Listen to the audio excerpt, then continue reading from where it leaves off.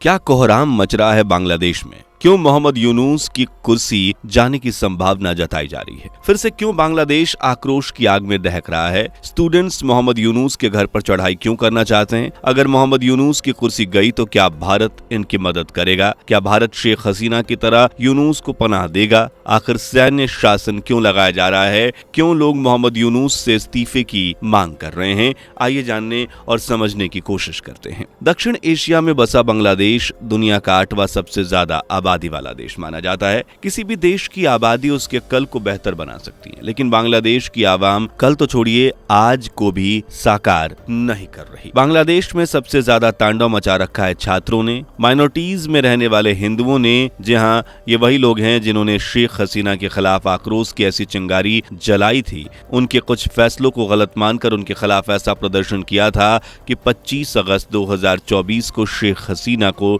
न सिर्फ राजगद्दी छोड़नी पड़ी बल्कि जनता का गुस्सा देखकर उन्हें देश से भी भागना पड़ा और इन्होंने अपनी पड़ोस भारत में जाकर चैन की सांस ली।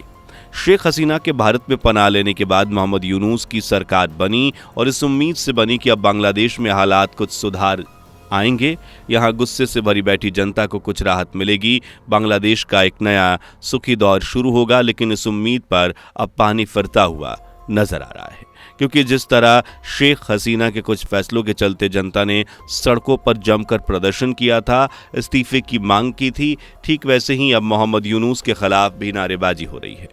बल्कि प्रदर्शनकारी तो मोहम्मद यूनुस के घर की तरफ भी बढ़ रहे हैं, जिससे यूनुस पर संकट के बादल मंडरा रहे हैं।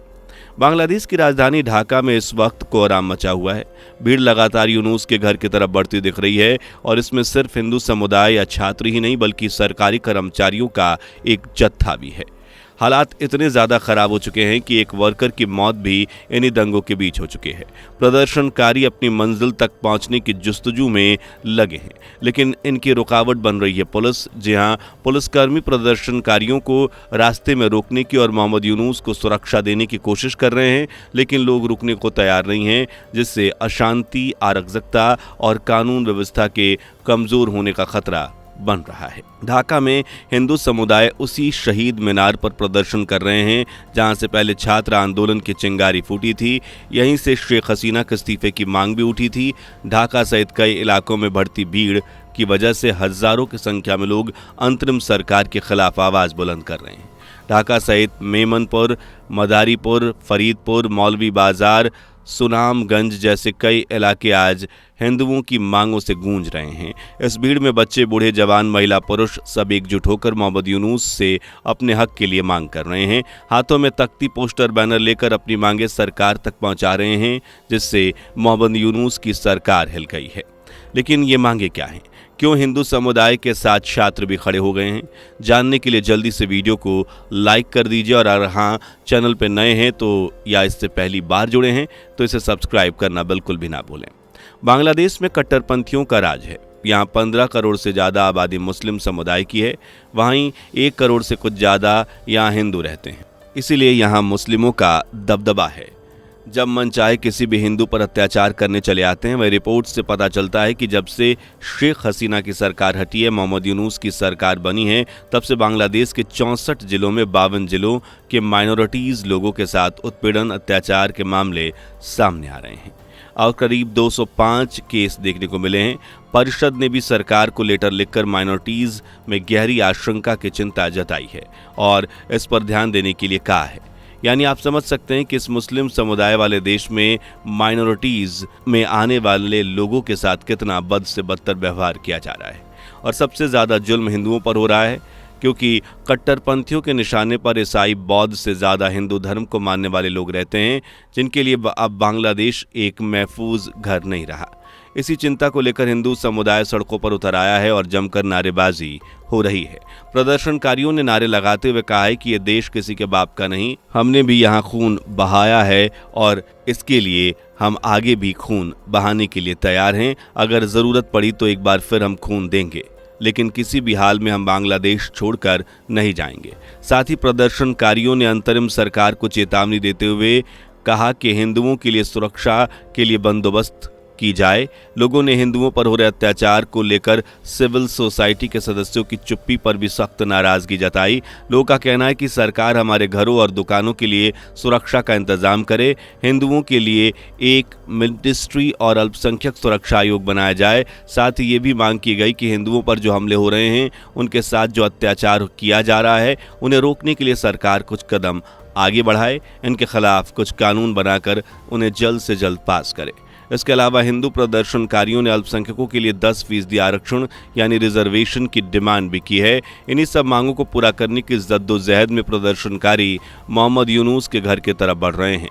अगर सेना और प्रदर्शनकारियों की ज़्यादा झड़प होती है तो हालात और ज़्यादा बिगड़ सकते हैं। अब तक बांग्लादेश सेना ने खुद को संतुलनकारी के रूप में पेश किया है, शांति से, नरमी से भीड़ को समझाने की, रोकने की कोशिश की और काफ़ी हद तक अभी तक हालात कंट्रोल में भी हैं। लेकिन जिस तरह प्रदर्शनकारियों का गुस्सा फूट रहा है, उसे देखकर यह कह पाना मुश्किल है कि जल्द ही हालात सुधर पाएंगे, बल्कि बिगड़ने की संभावना ज़्यादा दिखाई दे रही है। अगर ऐसा हुआ तो सेना भी अपनी ताकत को बढ़ा सकती है, सेना को सीधे हस्तक्षेप करना पड़ सकता है, जैसे कि अक्सर होता देखा गया है। अगर प्रोटेस्ट और वायलेंस में इजाफा होता है और पुलिस मामले को कंट्रोल नहीं कर पाती है, फिर सेना कानून व्यवस्था बहाल कर सकती है। सेना के सीधे इंटरफेयर करने से देश में स्थिरता की कोशिश की जा सकती है। अगर सेना अपने हाथ में कंट्रोल लेती है तो इसका सीधा सीधा असर यूनुस सरकार पर पड़ेगा। मोहम्मद यूनुस पर इस्तीफा देने का दबाव और ज़्यादा बन जाएगा। फिलहाल यूनुस की गद्दी छिन जाने का डर सता रहा है, क्योंकि हालात बेकाबू होते जा रहे हैं। वहीं राजनीतिक विपक्षी पार्टी बीएनपी भी यूनुस के खिलाफ खड़ी हो गई है और यूनुस की कुर्सी छीनने की पूरी कोशिश में लगी है।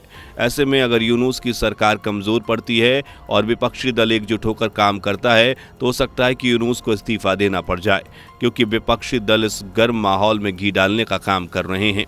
प्रदर्शनकारियों को ये पट्टी पढ़ाई जा रही है कि मोहम्मद यूनुस एक तानाशाह की तरह फैसले ले रहे हैं, वो आगे जाकर देश को बर्बाद कर सकते हैं, अपनी मनमानी चला सकते हैं और ये जहर भी जनता को मोहम्मद यूनुस के खिलाफ खड़ा होने में मदद कर रहा है। इसलिए मोहम्मद यूनुस की राजनीतिक स्थिति इस समय बहुत ही नाजुक बनी हुई है और अगर जल्द ही प्रदर्शन नहीं रुका तो हालात और ज़्यादा बेकाबू हो सकते हैं। फिर ना चाहते हुए भी देश की राजगद्दी को यूनुस को छोड़ना पड़ सकता है, जैसा कि शेख हसीना ने किया था।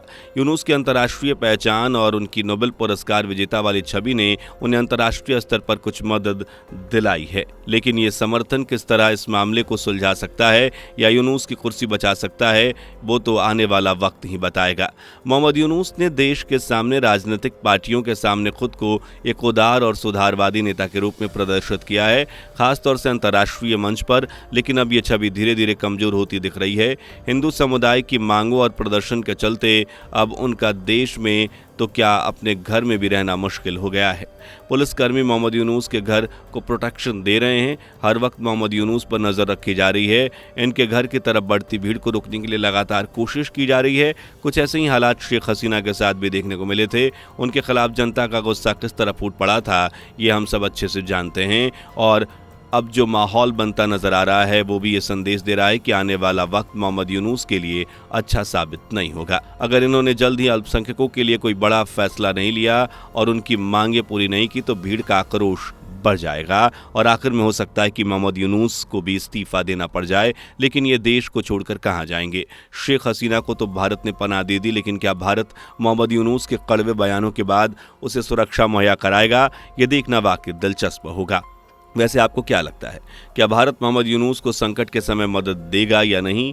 अपनी राय हमें कमेंट सेक्शन में लिखकर ज़रूर बताएं। अगर वीडियो अच्छी लगी हो तो इसे लाइक और अपने दोस्तों के साथ शेयर ज़रूर करें। साथ ही अगर हमारे चैनल पर नए हैं और इससे पहली बार जुड़े हैं तो इसे सब्सक्राइब करना ना भूलें। ऐसी नॉलेजेबल वीडियो को पाने के लिए हमारे बेल आइकन को प्रेस कर लें। मिलते हैं अगली वीडियो में, तब तक के लिए bye bye and take care. दोस्तों, आपको स्क्रीन पर 2 और वीडियोस दिखाई दे रही हैं, जिसे देखने के लिए स्क्रीन पर क्लिक करें।